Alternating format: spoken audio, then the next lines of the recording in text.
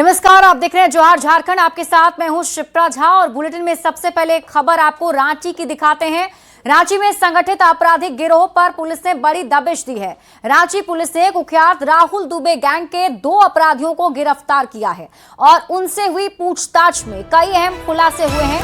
दरअसल रांची और रामगढ़ में राहुल दुबे गैंग बड़ी वारदात को अंजाम देने की फिराक में था। गैंग के गुर्गे व्यवसायियों की जहां रेकी कर रहे थे, वहीं जो व्यवसायी रंगदारी देने में आनाकानी कर रहे थे, उनके घरों और दुकानों पर फायरिंग की वारदात को अंजाम देना था। और इसी के साथ रामगढ़ में एक कोयला कारोबारी की हत्या के लिए हरियाणा से शूटर भी बुला लिया गया था, लेकिन सुपारी की रकम कम मिलने से शूटर लौट गया था। नामकुम से पकड़े गए अपराधियों के पास से 2 पिस्टल और 4 मैगजीन बरामद हुए हैं। इस हथियार को राहुल दुबे, मयंक सिंह और तुषार मिश्रा ने दिए थे। रांची पुलिस ने अपराधियों को गिरफ्तार कर लिया है, लेकिन कारोबारियों के लगातार गैंग के निशाने पर होने से लॉ एंड ऑर्डर पर सवाल जरूर उठ रहे हैं। इनके द्वारा रांची जिला के साथ साथ रामगढ़ जिला के कुछ व्यावसायिक प्रतिष्ठानों, व्यावसायिक जो कारोबारी हैं, व्यवसायियों हैं, उनके घर की रेकी की गई है, उनके प्रतिष्ठान की रेकी की गई है और उन पर जो है किसी जो है जानलेवा हमला की योजना इन लोगों के द्वारा बनाई गई है। और कुछ जो रामगढ़ जिले के व्यवसायी हैं, उनके घर की रेकी हाल फिलहाल में ही की गई थी और घटना के दिन भी ये जो है रांची आ रहे थे, किसी घटना को अंजाम देने की फिराक में ही थे। और भी जो सदस्य हैं जो कि अभी सक्रिय हैं, उनके बारे में भी ये गिरफ्तार अभियुक्तों के द्वारा बताया गया है और उन सभी को चिन्हित करने की कार्रवाई की जा रही है। बड़ी खबर आपको गोड्डा से बताते हैं, जहां ललमटिया थाना क्षेत्र में एसीएल की राजमहल परियोजना में दिन दहाड़े गोलीबारी और आगजनी की घटना सामने आई।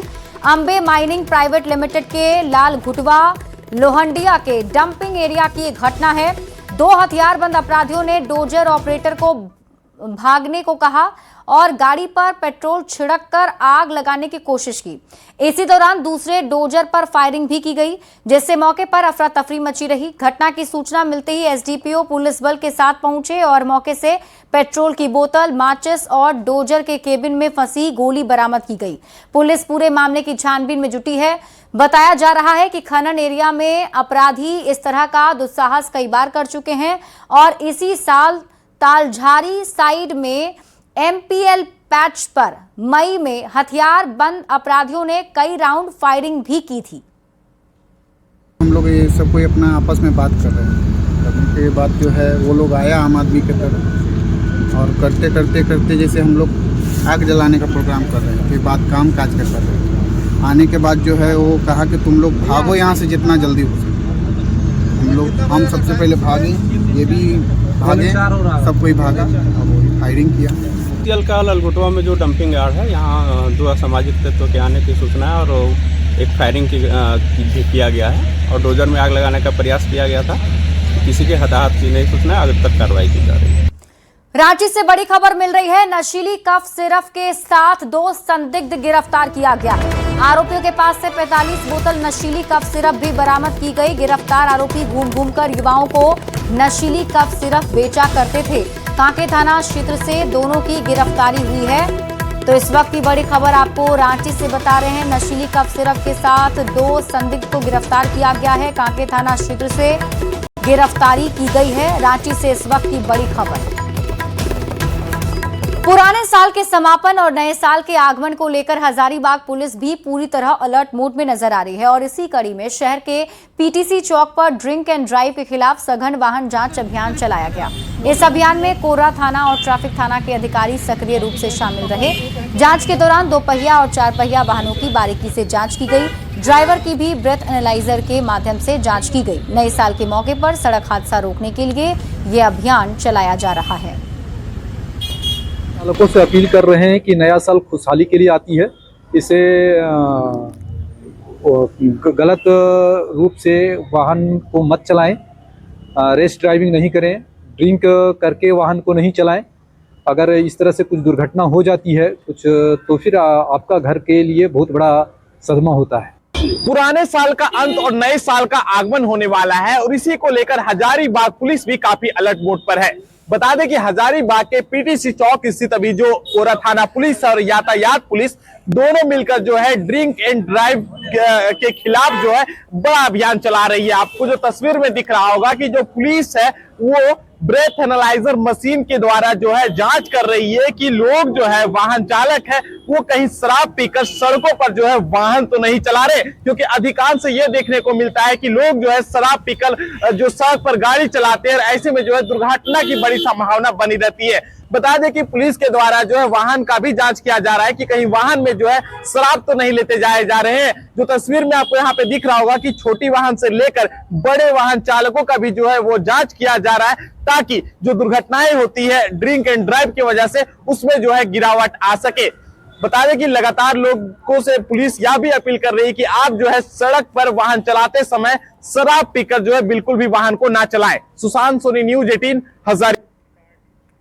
रांची से बड़ी खबर है, राष्ट्रपति के दौरे को लेकर अलर्ट जारी किया गया है और अलर्ट मोड में रांची पुलिस नजर आ रही है। हरमू रोड में बैरिकेडिंग की जांच कोतवाली डीएसपी के नेतृत्व में जांच हुई है। ऊंची बिल्डिंग, होटल, लॉज की जांच की गई है। जोनल आईजी के निर्देश पर यह अभियान चलाया गया है। आपको बता दें, राष्ट्रपति द्रौपदी मुर्मू झारखंड आने वाली हैं और उसे लेकर रांची में बड़ी तैयारी, प्रशासन भी अलर्ट मोड पर है। नववर्ष के आगमन से पहले लोगों को मनोरंजन देने के साथ ही कई दूसरी चीजों का भी गिफ्ट दिया जा रहा है और इसी कड़ी में रांची के एक्वा वर्ल्ड में कार्निवल का आयोजन किया जा रहा है। इस कार्निवल का उद्घाटन रक्षा राज्य मंत्री संजय सेठ ने किया। उन्होंने कहा, रांची की जनता अगर ठान ले तो साल 2026 रांची का होगा, न कि इंदौर का। एक्वा वर्ल्ड के संचालक प्रतुल शाहदेव ने कार्निवल के जरिए बीमारियों से बचाव की जानकारी साझा किए जाने की बात कही। इंदौर के मुकाबले हम खड़े हो, उसके लिए यह एक साल हम सब के लिए एक होमवर्क है, एक चैलेंज है और हमको पूरी उम्मीद है रांची की जनता का कमिटमेंट लेवल बहुत हाई है। अगर रांची की जनता ने ठान लिया तो 2026 इंदौर का नहीं, वो रांची का होगा। हम लोगों ने ढेर सारे कॉम्पिटिशन्स रखे, फैशन शोज, फैंसी ड्रेस, तमाम तरह के डांस कॉम्पिटिशन्स। इसके अतिरिक्त हम लोगों ने सोशल कॉज भी रखा है। ट्रांसजेंडर्स का फैशन शो है, दिव्यांगों का फैशन शो है। हर एक दिन स्पेशलिस्ट डॉक्टर आएंगे और बताएंगे कैसे बीमारियों से बचना है। तो इंटरटेनमेंट विथ अ मैसेज, यही हमारा मोटो है। जमशेदपुर में जनता को सोनारी के दो मुहानी में नए जीर्णोद्धार पार्क की सौगात मिली। सांसद विद्युत वरण महतो और विधायक सरयू राय ने इसका उद्घाटन किया है। दिल्ली की भूल भुलैया के तर्ज पर इस पार्क का निर्माण करीब 6 करोड़ की लागत से किया गया, जो लोगों के बीच आकर्षण का केंद्र बनेगा। नदी संगम तट पर आए लोग इस पार्क का आनंद उठा सकेंगे। माना जा रहा है कि दो मुहानी के पास बने पार्क से नए साल के मौके पर आने वाले सैलानी जमकर आनंद उठा सकेंगे। वहीं स्थानीय लोगों को टहलने के साथ पार्क की हरियाली और सुंदरता खूब भाएगी। करीब 14.5 लाख रुपया इस रूप में होगा, इसका उद्घाटन हो रहा है। ये बेहतर पार्क साबित हो, लोगों का आकर्षण हो, इसके लिए जेएनएससी को ध्यान देना पड़ेगा। मैं इनसे कहा है कि आप एक पार्क एंड गार्डन कमेटी नगर पालिका के भीतर बना लीजिए। एक अच्छा बात है ये लोगों के लिए, क्योंकि घना आबादी यहाँ अगल बगल रहते हैं।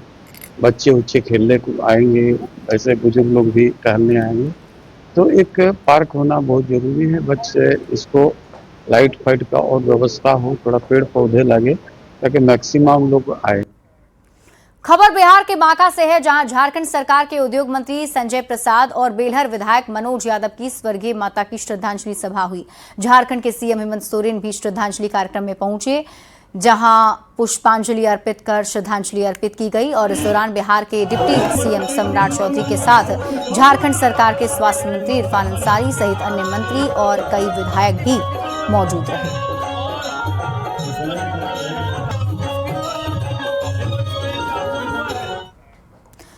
स्वास्थ्य मंत्री डॉक्टर इरफान अंसारी इन दिनों एक्शन मोड में दिख रहे हैं और इसी कड़ी में स्वास्थ्य मंत्री देवघर सदर अस्पताल पहुंचे और पूरे अस्पताल का निरीक्षण किया। इस दौरान इरफान अंसारी ने कहा, सदर अस्पताल की सारी सुविधाओं से खुश हूं, इसके अलावा जो भी खामियां हैं उसे जल्द सही किया जाएगा।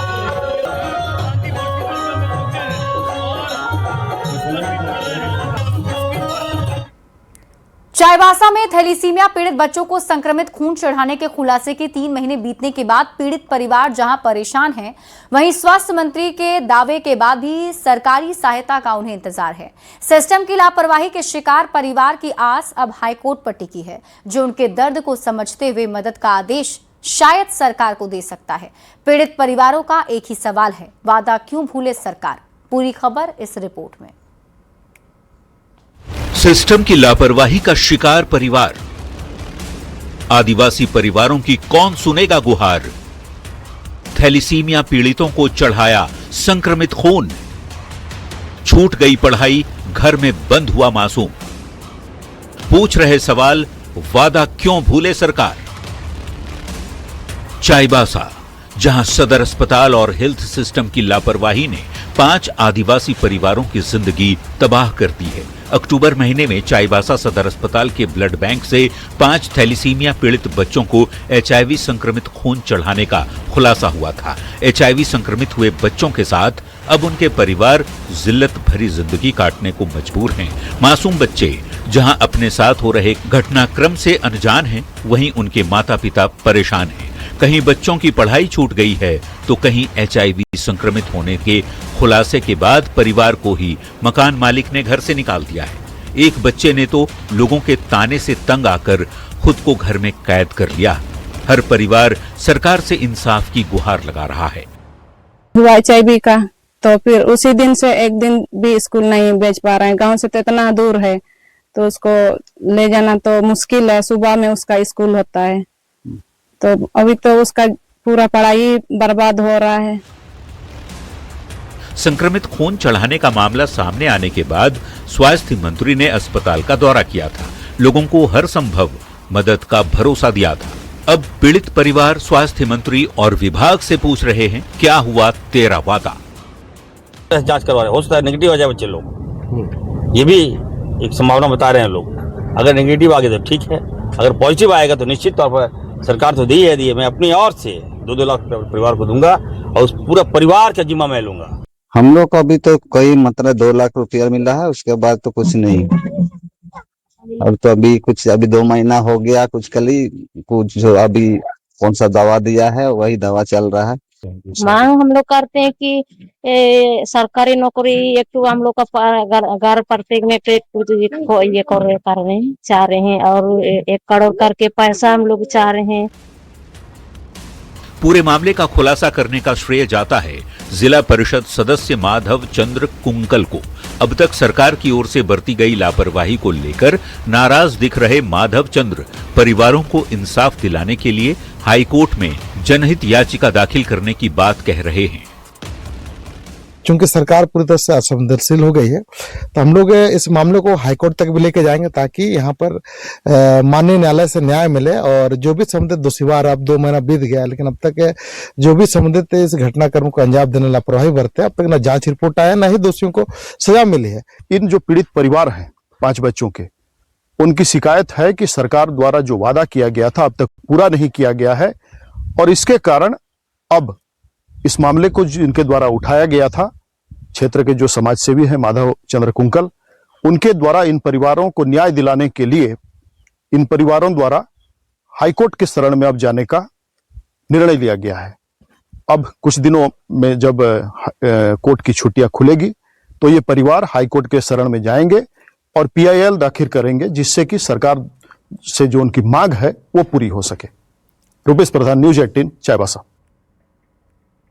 राजधानी रांची में रविवार से हॉकी इंडिया लीग का शुभारंभ होना है। विमेंस हॉकी इंडिया लीग के शुभारंभ से पहले तमाम तैयारियां पूरी कर ली जा चुकी हैं। कल उद्घाटन समारोह शाम 6:30 बजे से शुरू होगा। 28 दिसंबर से 10 जनवरी तक महिला हॉकी का मुकाबला खेला जाएगा और उसके बाद पुरुष हॉकी इंडिया लीग की शुरुआत होगी। उद्घाटन समारोह में गांडेय विधायक कल्पना सोरेन बतौर मुख्य अतिथि शामिल होंगी। शुभारंभ से पहले आज SG पाइपर की कप्तान नवनीत कौर ने रांची के मैदान की तारीफ करते हुए बेहतर मुकाबले की उम्मीद जताई है। लंबा ये HIL यहाँ का है, 18-19 दिन चलेगा। वोमेन का 28 से चालू है, 10 को समापन है, उसके बाद फिर मेन का 11 से चालू हो जा रहा है। तो उसको देखते हुए बहुत तैयारी हम लोग को जितनी है लगभग हम लोग सभी पूरी कर लिए हैं। सरकार के तरफ से भी पूरा सहयोग है, जिला प्रशासन की तरफ से पूरा सहयोग है, जितना भी चीज़ है लगभग सभी हम लोग अंतिम चरण में उसको फाइनल कर लिए हैं। कि जितना एक्सपीरियंस हमारी टीम के साथ है उससे काफ़ी हमें हेल्प मिलेगी और हमारे साथ यंगस्टर्स भी हैं जो अभी जूनियर वर्ल्ड कप खेल के आए हैं और वो एक अच्छा कॉम्बिनेशन बनेगा जब एक्सपीरियंस प्लेयर और यंग प्लेयर साथ में मिलकर खेलेंगे। हम इसी माइंडसेट से खेलेंगे कि पूरी स्पोर्ट हमारे साथ भी है, डजंट मैटर कौन किसको कर रहा है। तो आई थिंक एक अच्छा वो रहता है कि जब आप फील्ड पर हो तो आप यही सोचो कि सारी स्पोर्ट हमारे साथ ही है, तो एक ऐसे माइंडसेट के साथ जाएंगे। बोकारो में प्रथम दिशुम गुरु शिबू सोरेन स्मृति ट्रॉफी महिला राष्ट्रीय ताइक्वांडो प्रतियोगिता 2025 की शुरुआत हो गई है। इसका उद्घाटन मद्य निषेध मंत्री योगेंद्र प्रसाद, टुंडी विधायक मथुरा महतो और चंदन कियारी विधायक उमाकांत रजक ने दीप प्रज्वलित कर किया है। इस चैंपियनशिप में देश की 17 राज्य की टीम हिस्सा ले रही है। प्रतियोगिता शुरू होने से पहले GGPS बोकारो में रंगारंग कार्यक्रम का भी आयोजन किया गया। तौर पर 17 राज्यों का प्रतिभागी यहाँ भाग लिए हैं। एक विश्वास के साथ लोग आए हैं और श्रद्धा और जिस विश्वास के साथ में गुरुजी के नाम पर लोग अस्थिर हो जाते हैं, उनके नाम पर लोग एक समाज में एक संगठनात्मक तौर पर एक चर्चा परिचर्चा होता है, एक आदर्श के रूप में। आज उनका एक अपनी एक छवि थी, अपनी एक पहचान था, उन्हीं के नाम पर आज यहाँ रखा गया था जहाँ पर हम लोग पहुंचे हैं। करीबन 17 स्टेट के लोग पार्टिसिपेट कर रहे हैं। हम लोग उम्मीद करते हैं कि यहाँ जितने भी प्रतिभागी आए हैं खेल के क्षेत्र में तो आगे रहेंगे ही, लेकिन बोकारो का नाम और भी इन्होंने विभिन्न प्रांतों में करेगा। यूं तो देवघर में कई ऐसे पर्यटन स्थल हैं जहां सैलानियों को घूमना खूब पसंद आता है, लेकिन देवघर का नंदन पहाड़ सभी में से खास माना जाता है। ऊंचे पहाड़ के ऊपर बना मनोरंजन पार्क सैलानियों को खूब भाता है और पहाड़ के ऊपर से पूरे शहर का एक मनोरम छटा देखने को मिलता है। सर्दी का मौसम आते ही नंदन पहाड़ पर सैलानियों की भीड़ लगने लग जाती है। दूर दराज से लोग यहाँ पहुंचते हैं। यहाँ भी करें, यहाँ घूमने आए। अब फिलहाल कलकत्ता जाएंगे, यहाँ से घूमते हुए। यहाँ का वातावरण कैसा लगा? बहुत प्यारा वातावरण। सुबह 5 बजे लगभग यहाँ आ गए थे। जब से यहाँ नहा धो के बाबा का दर्शन करे, यहाँ का दर्शन का सुना था। यहाँ भी अच्छा पहाड़ पार्क वगैरह अच्छा है, यहाँ भी घूमने के लिए आए। नंदन कानन भी बहुत अच्छा लग रहा है। यहाँ का सबसे अधिक बात क्या है कि मौसम इतना अच्छा है कि कोई धूला नहीं है, कुछ मैला नहीं है, तो बहुत अच्छा लग रहा है। मैंने स्वच्छ वातावरण, पूरा स्वच्छ वातावरण है। नंदनकानन से अगर आप देखिएगा तो पूरा देवघर का सीन सीनरी बहुत अच्छा तरफ से दिखा आता है। अच्छा लगता है, पहले बार यहाँ पर आया है, मन में खुश होता है। हम लोग सब बाहर से लोग भी आ रहे हैं, कलकत्ता वगैरह से आ रहे हैं, बंगाल से भी आ रहे हैं, उसके बाद MP से भी आ रहा है, MP से सब आ रहा हूँ, फिर महाराष्ट्र से आ रहे हैं। क्या क्या है व्यवस्था यहाँ पर? हंसी घर है, भूत घर है, झूला है, नीचे में बोटिंग है, मंदिर भी है। यहाँ पर क्या है ना सर कि दोनों चीज का मजा है। पार्क में भी बच्चे लोग खेल लेते हैं, जाके पार्क का भी इंजॉय ले लेते हैं, और ऊपर में मंदिर भी है, चित्रगुप्त भगवान है, राम सीता काली दुर्गा सब, वहाँ भी धार्मिक स्थल से भी जाते हैं सब। गुमला में नए साल के मौके पर पिकनिक मनाने वाले लोगों के स्वागत के लिए मनभावन वादियां और पिकनिक स्पॉट तैयार हैं। गुमला में कई ऐसे स्पॉट हैं जिनकी प्रकृति की खास मेहरबानी दिखती है। नागफेनी अंबा घाघ की मनमोहक वादियां बरबस पर्यटकों को यहां खींच लाती है। कलकल करती दक्षिणी कोयल नदियों के तट पर लोग पिकनिक मनाने के लिए पहुंच रहे हैं। सैलानियों की भीड़ को देखते हुए प्रशासन की ओर से सेल्फी पॉइंट और बैठने के लिए जगह भी बनाया गया है। पहचान मिली है, प्रशासन ने इस पर कुछ कदम उठाए हैं। यहाँ पर कुछ कंस्ट्रक्शन हुआ है, यहाँ सेल्फी पॉइंट बनाए गए हैं, यहाँ पार्किंग टाइल्स वगैरह लगाई गई है और थोड़ा सुंदरीकरण किया गया है। निसंदेह ये काफ़ी अच्छा प्रयास है प्रशासन की ओर से, जो मतलब ये पहली बार है और इस तरह के प्रयास और होने चाहिए। ऐसे पर्यटन स्थलों का विकास होना चाहिए कि ये मौसम भी अच्छा है, समय भी अच्छा है और जो हमारा 2025 का अंत का समय भी है, तो हम लोग यहाँ पे बेसिकली यहाँ पे आते हैं और टाइम पे आते रहते हैं। जो खुशी मिलती है यहाँ पे बहुत मन को सुखद करने वाली होती है।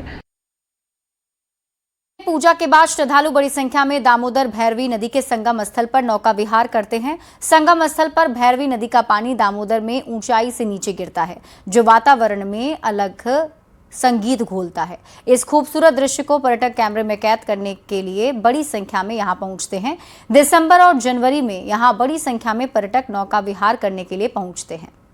मैं रजरप्पा के दामोदर और भैरवी नदी के संगम पर हूँ। आप देख सकते हैं टूरिस्ट यहाँ पर लगातार नौका विहार कर रहे हैं और यहाँ की खूबसूरती को अपने कैमरे में कैद करके ले जा रहे हैं। कुछ टूरिस्ट हैं, उनसे हम सीधे अभी बात करने वाले हैं कि वो कहाँ से यार कैसा लग रहा है। क्या आपका नाम है?